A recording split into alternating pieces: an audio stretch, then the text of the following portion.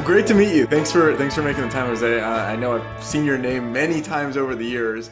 I'm sure you've seen some of the channel, and just our goal is like to get more recognition and love for this band. So you've obviously had an instrumental role in all of that. So I'm excited to chat with you about your role. The first thing I want to ask, I don't know your origin story. So can you tell me a little about yourself, how you became a Badfinger fan, and how you got so close to Joey and Kathy? Well, it's a long story. Let me see how I can shorten it up We've as got much as time. possible. Leave it to me to shorten it up. Yeah, well, I was born and raised in New York. I was able to, and always went to public school. At the age of 8, I guess, started learning how to play the English recorder. That's what it was called back then. Not sure if they still call it that or not, but it's like a flute type instrument. And they were back then made out of wood. Now you find them made in plastic. So that sort of got me started in the musical world. Although my parents always liked music, they're being from Puerto Rico, obviously had records back from the island of the old singers, Daniel Santos and Jorge Negrete, Gardel, et cetera, et cetera. And so there was a sort of a musical awakening once I started to play the English recorder. From there, in junior high, I went into the stringed instrument program, and I started to play the violin. So I was playing the violin for 3 years. Was fairly good at it. Obviously, like all musical instruments, you have to practice, and I guess the same in sports. If you don't spend the majority of your day practicing, you're never going to get very good at it. But it was a great introduction, and I really loved it. And then in '63, what happened to me was what happened to the world. Beatles, made their mark on the world, and the British invasion began, and everybody who was a musician of any sort wanted to become a Beatle, and or a Rolling Stone, I guess later on. But the interesting thing was that, and you see my drums back there, instead of progressing from one stringed instrument, which was a violin, to either a guitar or a bass, I was really fascinated by the drums. And I guess it's the Afro-Caribbean, blood in me. So my mom, bless her soul, she bought me a used Gretsch drum set for $90, if I don't remember incorrectly, and started gigging with kids in the neighborhood. Um, However, by the age of 17, my parents decided to move back to Puerto Rico, and I was still being a minor, so I had to follow them. And I joined some local garage bands here in Puerto Rico, but never really progressed. What happened to me, as what happened to a lot of people, was I fell in love, got married, had kids, and that was the end of my musical career. But having said all that, as many others following the Beatles and all this British influence, became aware of Badfinger. As many also thought that it was the Beatles disguised as a pseudo group. They were so good and so refreshing, their music, that I started buying their albums. I was already here in Puerto Rico. Some time passed by, and then went to a local record shop and so picked up Airwaves, and noticed that there were only two of them. Not knowing what had happened, Wow. the tragic events regarding Pete, I said, "Gee, they got rid of Pete and they got rid of the drummer. I don't know if I, really want to support this group anymore." Obviously, the internet hadn't happened, and there was very little information as to what was going on, and especially me being here in Puerto Rico, even less of an opportunity to find out or become aware of what had happened. So that was basically my introduction to them. Then in the late '90s, when the explosion of the internet, I got in contact with Randy Justison, who had a Badfinger page. He was out of Minnesota, where Joey had moved after he left Britain, England. And so, we started conversing back and forth via internet. And then I found out that there was this separation, as you know, between Protestants and Catholics. There was this separation between one band and another band of Badfinger followers, which was very unfortunate. That caused a lot of lost opportunities for even more music to have been produced and made available to everybody. I had purchased the Without You book, and when I spoke to the author, he said, "Well, if you're a fan of Joey's, I don't think you're going to like the book too much." And he was right. So be that as it may, and seeing that things have progressed and things are different now, and I think a big chunk of that is due to Mark Strothman, who is trying to bridge the divide and the understanding and the realization by all that we're not going to progress in keeping the Badfinger legacy alive if we're divided. So that's basically where we're at now. And back in 2002, to continue my association with Joey, Randy informed me that Joey was coming down to Puerto Rico with Denny Lane of the Moody Blues and Paul McCartney and Wings to give a concert at the Caribe Hilton here in San Juan. And Joey, never having been in Puerto Rico before, and knowing that I was a fan, if I could help him, during his time here. And my response was, "Does a blind man want to see?" And so fortunately, I met him at the airport, because at that time I was running the operations of airport shops. So I had a security pass, which permitted me to go anywhere inside the airport. And so I met him at the gate, and he was there with Danny, and we said hello and all that, and made sure that he got through okay. And the first thing he did was he opened his guitar case to make sure his guitar was okay. And for the next 4 or 5 days, we were together, and Rick Kellogg wrote up a very good review, which is right back there, of the time that we spent together. I was able to take Joey to Old San Juan, where he did some shopping for his nieces.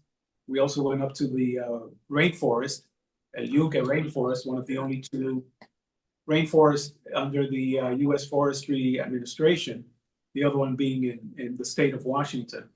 And we had a wonderful time. He signed all my albums and the like. And we had some very, very good conversations. One of the things that came up during those conversations was the fact that Joey and the rest of the members of Badfinger never got their Grammy for having participated in Bangladesh concert. The question was, I imagined that he had his Grammy prominently displayed in his house, and he said, we never got it. And I was blown away by that. I couldn't understand why they didn't get it. So anyway, I after he left and sometime later, I said, gee, I really don't understand why. Sort of kept that in the back burner for a few years. Then in 2005, when Mike Gibbons passed away in Florida, that tape that was in my head played again. And I said, let me contact NARS, the National Academy of Recording Arts and Sciences, or the Grammy organization as it's now known, and see what happened. So, I made a phone call, and they said, well, please document everything by email. And so I said, okay. I got to them all the information and how, they were on the credits and all that. Subsequently, they called me and they said, well, we found the nominating sheet, the document where, all the names were placed on the for the nomination, and Badfinger wasn't included. But they recognized the fact that in fact they had participated in and they had deserved to get their Grammy. So before I knew it, and the reason why they sent it to me, and I asked them, well, why do you want to send it to me? He says, oh, because you were the one that made the request. So I said, okay. I gave them my address, and there was a FedEx box a couple of weeks later that arrived, and when I opened it, who was my wife then said, "Well, what are you going to do with that?" And before I could answer, she said, "You just can't put that in the mail and send it to them." And I said, "You're right." So I coordinated with Randy Justison to meet at the Hard Rock Cafe in Minnesota without letting Joey and Kathy know, what was going on, because we wanted to surprise them. I have a nephew who at that time was one of the first employees of the Hard Rock Cafe here in Puerto Rico. When he found out what I was doing, he let his manager know. His manager called Hard Rock headquarters. They called me. They said they wanted to sponsor the dinner at their location at the Hard Rock in Minnesota. And I said, "Hey, fine." And so they had a reporter there. They had a photographer there. I took my video camera, and I've got all this recorded in case anybody doubts my story. And so we were there. I was able to take with me about 2 hours worth of Badfinger performing on video. They put that on all the monitors in the room. Joey arrives with Kathy. I'm already there with Randy and his wife, and my wife. So he walks in, we hug. "Hey, how are you? How are you? What are you doing here?" And I said, "Oh, I had some personal things that I needed to take care of."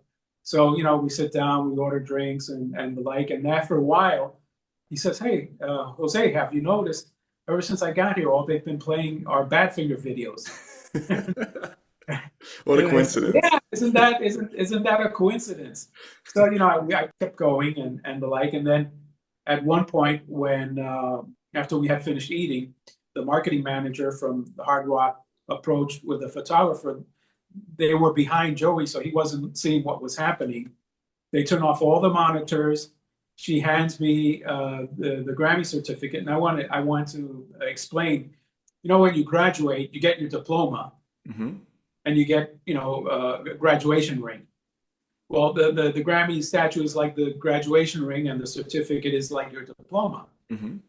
They're both symbolizing the fact that you've got a Grammy. Yeah. So what they had sent me were the Grammy certificates, because they said that too much time had passed and they couldn't replicate the trophies.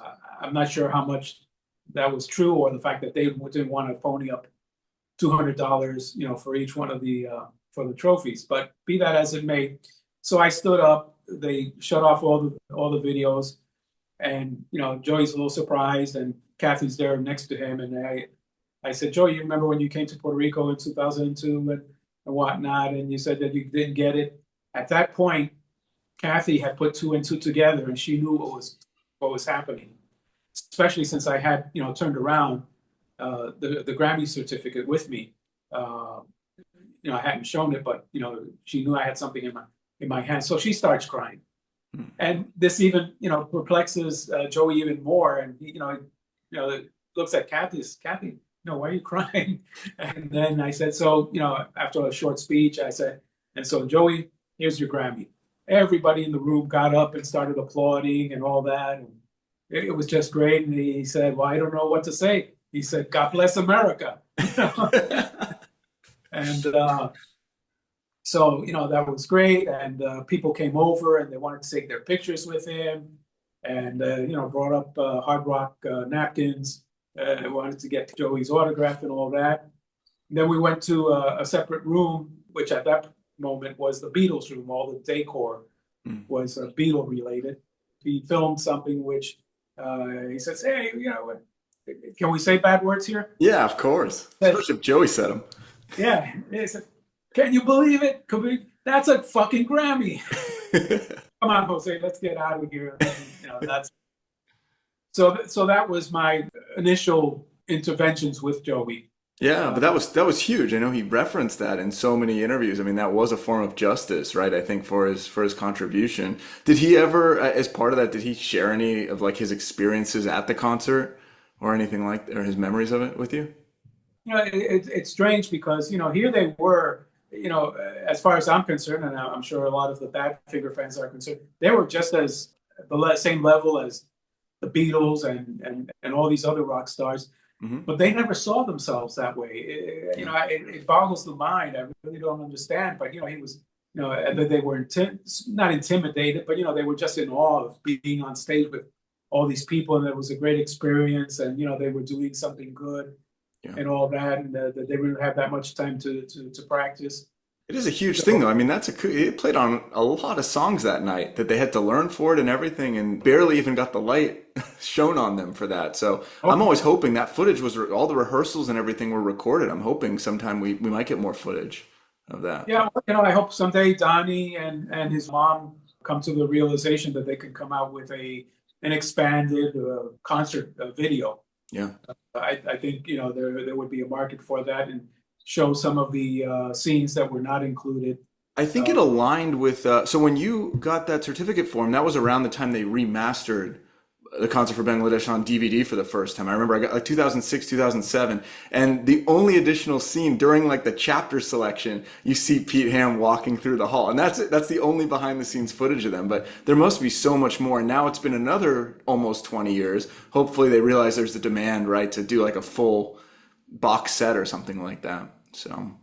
Oh yeah, very, very definitely. And which, by the way, Joey then sent Pete, Tommy, and Mike's Grammys to the accounting firm in London, and then they subsequently sent it to the other families. Got it. I was able to go to Mike Gibbons' home after he passed, and there it was on the wall in the living room. Very cool. And Ellie's a wonderful person also. Yeah. And then I recently saw that somebody posted up Pete's Grammy award. So I know that, Yeah, they all got to their destination, but it all came from, I guess it was mailed to you first, which is crazy. Kathy at the dinner at the Hard Rock, she was so happy. She had a couple of earrings that had musical notes on them, and she didn't know what to do, so she took them off and she gave them right then and there to my wife. Oh, wow. Yeah. We have a word in Spanish called desprendido. In other words, that you just give of yourself. Yeah. And they were like that, and meeting Joe Jr. and Sean at the funeral recently, they've turned out to be great people. Yeah. Great people. So. Definitely. And it's just an instinct, I think, within the Mollands, right? To be humble like that and give back and help others. I feel like in that Hard Rock, they should have some plaque saying this is where the Grammy was given to Joey or something. Is there any recognition or any Badfinger stuff in that one in Minnesota? Well, I don't know. And as you know, subsequent to that, the company was bought out. Yeah, that's right. So, and their philosophy has changed substantially. Their whole philosophy is, if we can't have a casino, we don't want a Hard Rock. The next day, Joey was playing a charity concert in some town in Minnesota, and they invited us, and it was for a girl who was undergoing cancer treatment. And so there was this get together to raise funds. His Badfinger band at that time were performing, and I filmed the whole thing, and I've got it stashed away somewhere. Maybe that'd be a good project to sort of have. Raising my hand if you need someone to digitize it right here. Yeah. Yeah.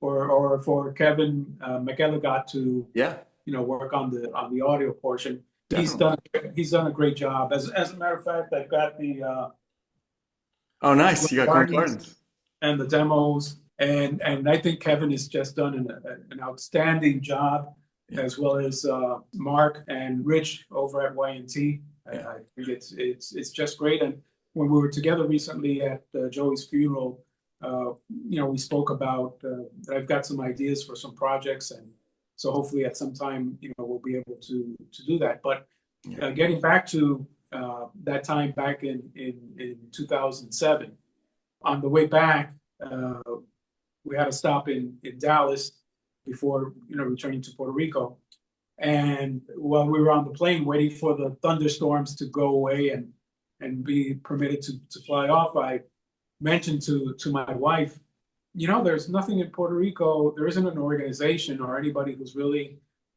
promoting or preserving the legacy of our artists. I'm going to find out what's going on with that when I get back. So I did a search at the State Department. There was nothing registered, and that's where I registered Salon de la Fama de la Música, which is Music Hall of Fame in English. That was in 2007. We didn't do our first event until 2011. I came down with cancer, and so I had to, dedicate some time to that. But here I am all these years later. I'm cancer free, and I can't stress enough, that getting your annual checkups, discovering, it as well as any other disease in the early stages is paramount to a successful outcome. There's nothing wrong with having somebody poke, your body. Dying is worse. And there's important work that you need to do on the other end. So I'm glad you had the courage to, yeah. Yeah, I wouldn't be here if I had not discovered it as early as I did. So anyway, we finally were able to get the annual induction ceremonies going. Our main objective is to establish a museum, which has been very difficult because working with politicians and municipal governments and all that is extremely difficult. And one of the things is that we want to establish it in the metropolitan area because we want to make it accessible to people who come to visit Puerto Rico, and not establish it somewhere in the middle of the island. But in the meantime, so we do these annual events. Since that situation with Joey and with Badfinger not receiving their Grammys was sort of the genesis of establishing the Salon de la Fama de la Música, I've always said that he was the inspiration for that. So we invited him to our 10th annual event, which was back in 2022. We had not done it for 2 years because of the COVID pandemic. And so he came down, he met with Keith St. Clair, who was another Scouser who became very successful in the real estate business and decided to move to Puerto Rico, owned several hotels, owned a travel agency. And so he, took care of bringing Joey down, putting him up at one of the hotels. And unfortunately, Keith passed away last year from cancer. But, they met, they got together, they shared stories about the old hometown in Liverpool. Anyway, so at the 10th, we had Joey. He performed My Sweet Lord.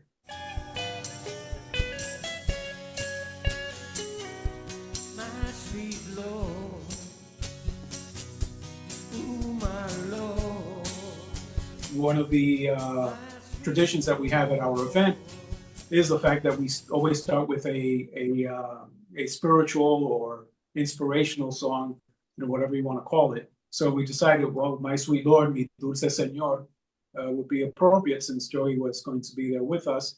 So he opened the event, and he would sing an English verse, and then Luis Enrique, a local singer, would sing the verse in Spanish, and back and forth and back and forth. And then we gave him the Presidential Award for being the inspiration behind the establishment of Salon de la Fama de la Música. I don't know that Joey had played that song since he was on it 50 years before. So was that kind of emotional for him as well? Oh, yeah, very much so. He was, again, he was such a humble guy. No pretensions with him. Whatever you ask him, he'd always say, okay, boss. Even when by coincidence, I was in Los Angeles accompanying my youngest son, who was working with a company at that point. And by coincidence, Joey was finishing off Be True to Yourself with Mark Hudson. I was going to ask you about that. I saw that picture of you recording some vocals. Can you have the story behind how that ended up happening? What song was that? Yeah, Rainy Day Man. Oh, wow. The single. And there's the... Oh, yeah, there you go. Yeah. Wow. So I was there. I had participated in the Kickstarter campaign. So I was technically supposed to do a phone recording, but since I was there, then I recorded directly, and all I sang was "Rainy Day Man."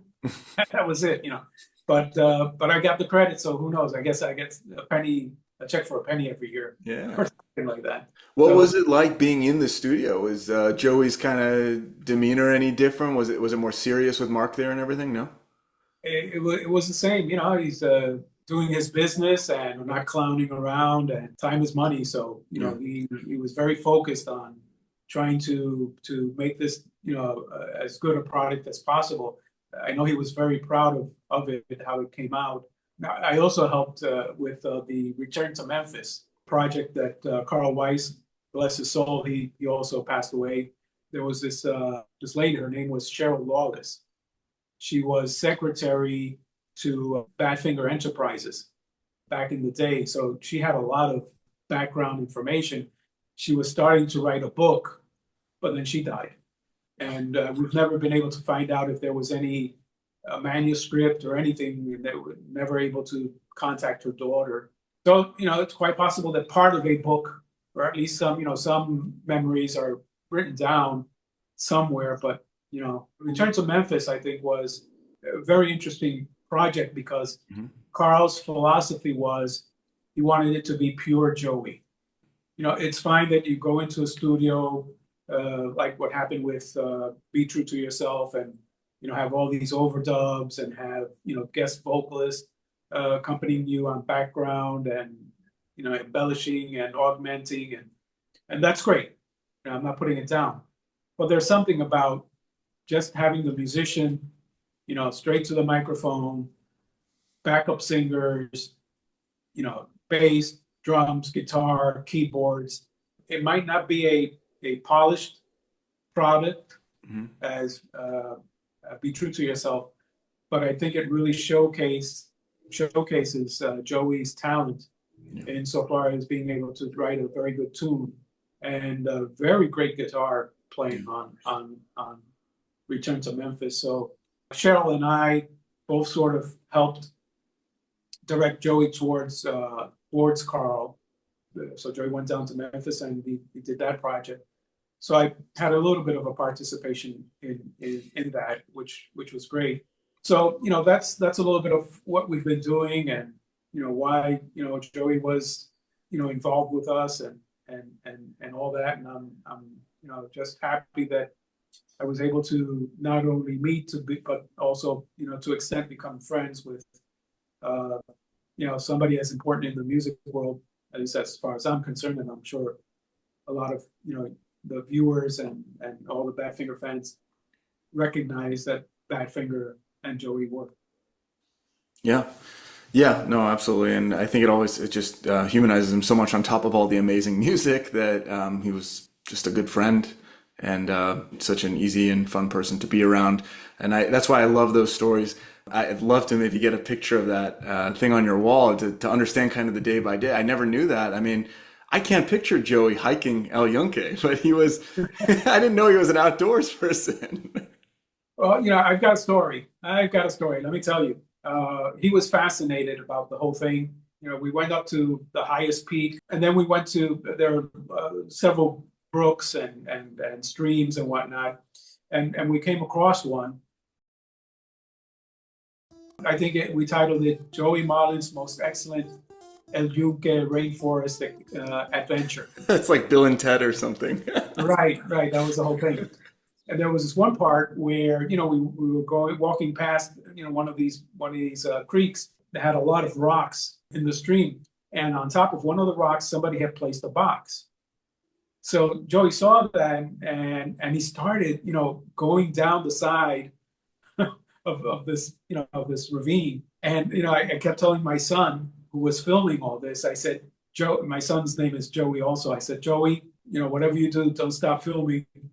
This may be the end of one of the Badfinger members. But he was able to jump from rock to rock with, this water just gushing past, all the rocks, made it there. And then I screamed out to him. I don't think he could hear me because of the noise of all the water. I said, Joe, remember, you have to come back up. So he finally made it up.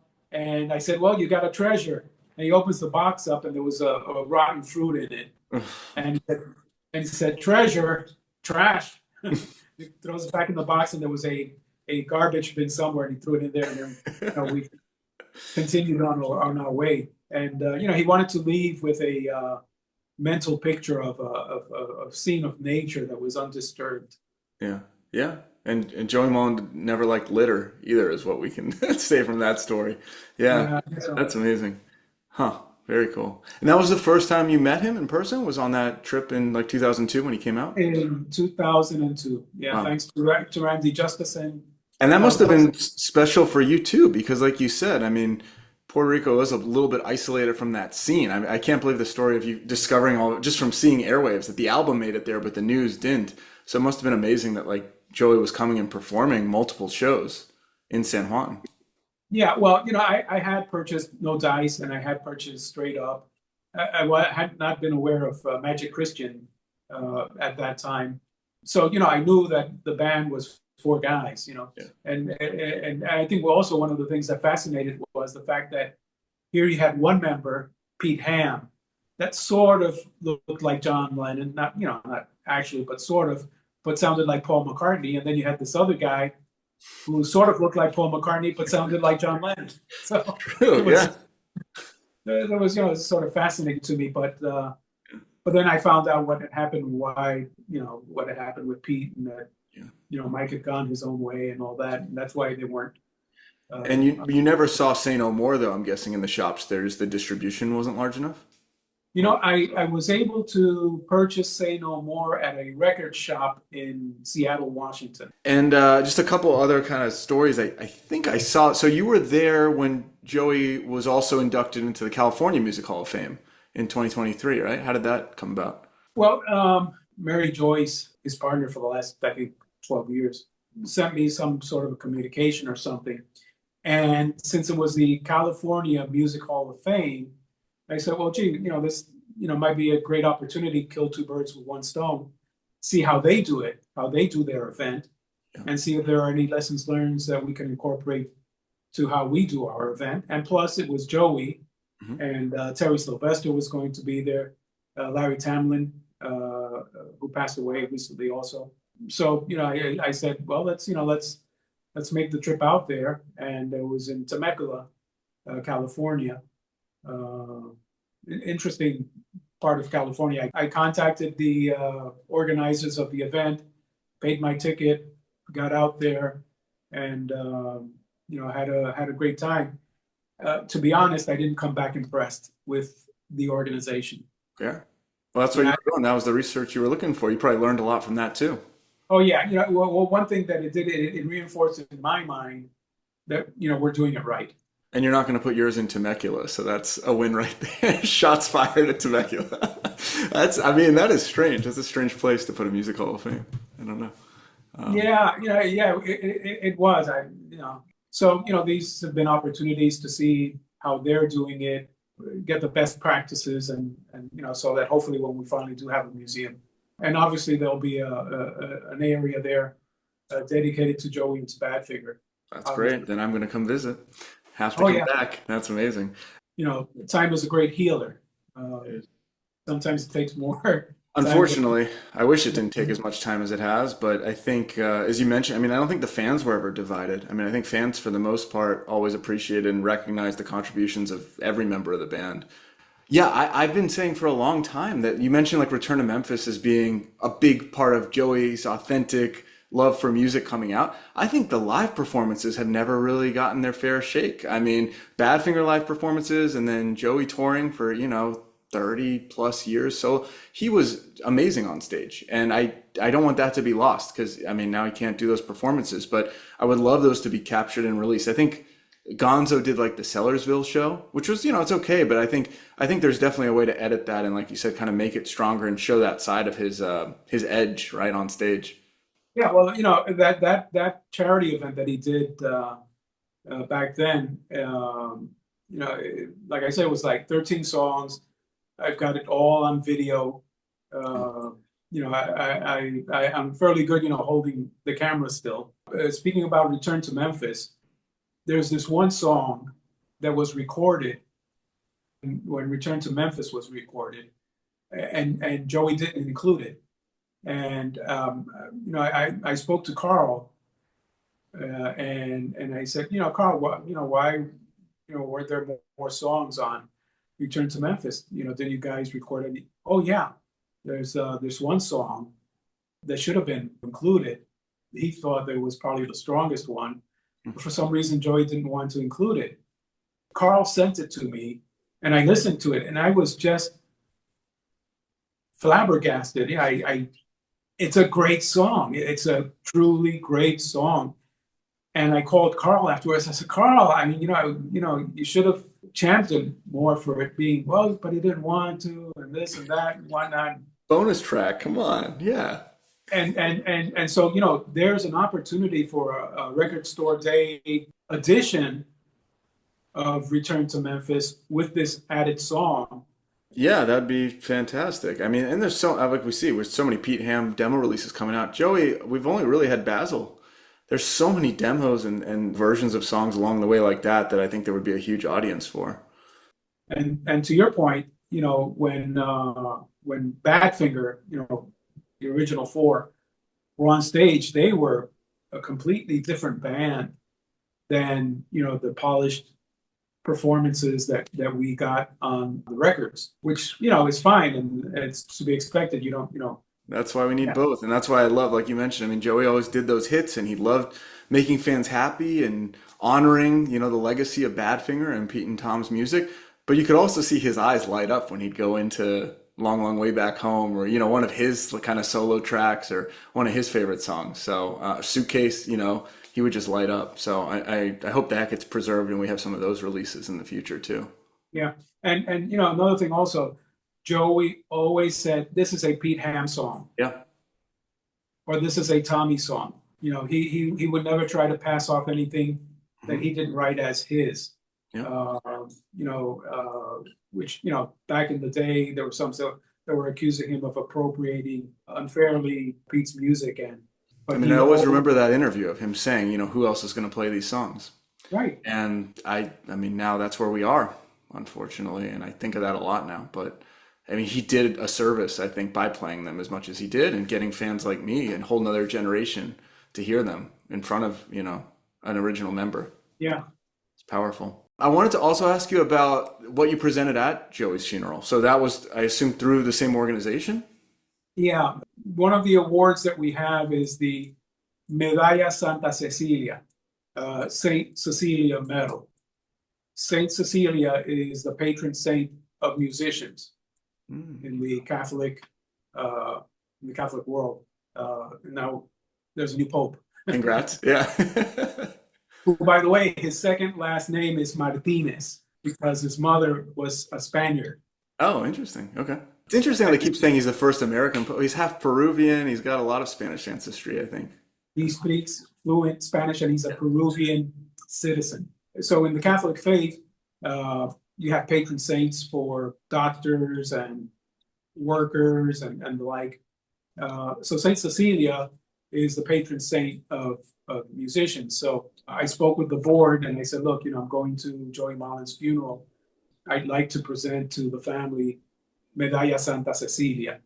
So it was unanimously approved and I got it framed. And then during part of the ceremonies, I was able to present that, and I was very happy to have been able to do that. And obviously, had Joey, still been around and had another opportunity to come down again to Puerto Rico, we would have probably given him the medal then. But Yeah, that's really special. I mean, finding ways to honor Joey, and I think you continuing to do that then with this museum and hopefully with maybe some more releases and things like that that are in the works. So that's all very exciting. Turning briefly back to the music, I want to ask you, and you're the first drummer I've asked this to. Do you have a favorite Badfinger Joey Molland song? Maybe a favorite song, and then maybe a favorite one to play on drums. How about that? That'll make it easier. yeah, it's really hard because I mean, some people complain, oh, they put fillers on albums and whatnot. And there's only one song, and I've got to be honest, that I ever considered being a filler was Crocodillo on Well, Say No it did More. start as a commercial, so I don't know if that's offensive. Yeah. And In My Dreams. Yeah. Uh, That was really touching at the funeral that they brought that. I mean, that's such an amazing song that he didn't play live more recently, so I thought that was great. Sweet Tuesday Morning is, I mean, I think he could do a rocker. He Yeah. could rock. But I think that his love songs, man, it didn't pale when you compared it to other love songs. They were magical. Isn't That a Dream? Yeah, As a matter of fact, again, to Joey's being always doing charities and whatnot, we did a CD and an LP. This is very rare. This is called 10 Songs for 10 Families, and it was produced to try to raise funds for 10 families who had been impacted by Hurricane Maria. Hurricane Maria was truly devastating, and we're still, feeling the impact of it, all these years later. But it's curious because telecommunications were down, electricity was down, water was down. You had to make long lines to get gasoline.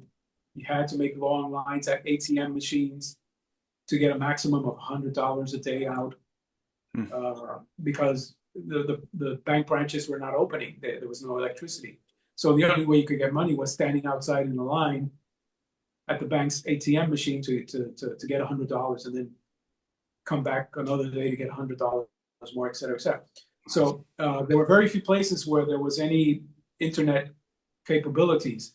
One of them was this fast food. I don't know if it may sound as a commercial, but it was Taco Bell. And can always count on them. In one of the shopping centers here in the city of Bayamon, where I live. So what I would do was get up in the morning, take a cold shower, with a bucket, Jeez. and then go out to Taco Bell and have breakfast there, sit there, because again, it was the only place where you could get, well, not the only place, one of the few places you get in. And so I was on my phone all the time and whatnot, but it was very difficult for calls from outside of Puerto Rico to come in. And then I would stay until lunchtime and, because there was no way to cook, and then head back home. So one of those days that I was there, I get a phone call, and it was Joey. And he said, "Jose, how are you? I've been trying to call you now for the last 2 weeks, and this and that, and we're all so worried, and, how are you? And it's a miracle." I said, "Yeah, I mean, I'm not getting any calls from outside of Puerto Rico." And, so I said, "No, I'm fine." I explained the situation, what was happening and all that. And he said, "Well, I want to do something. I feel I've got to do something." I said, "Well, don't worry. So, we'll figure it out. We'll do something." Well, that do something was this. Oh. And he donated one of the 10 songs. So that's the perfect song for it too, about a better world and everything. Yeah. So here he is. Is that the same version from This Way Up, or did you re-record it? Yeah, it's the same version. Okay, but he licensed it out from This Way Up, but then it's got songs from Chuck Negron.